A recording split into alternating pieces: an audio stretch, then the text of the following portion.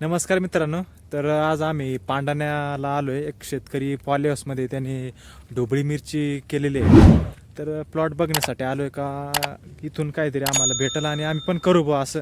तर इतर बघितलं तर पॉलीहाऊसमध्ये जरी त्यांनी ढोबळी मिरची लावलेली आहे तरी पण इथं थ्रिपचा अटॅक खूप मोठ्या प्रमाणात झालेला आहे.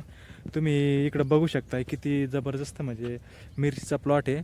लय वाढलेला पण खूप आहे आणि वेगवेगळ्या व्हरायटी आहेत, मिक्स आहेत सर्व काही.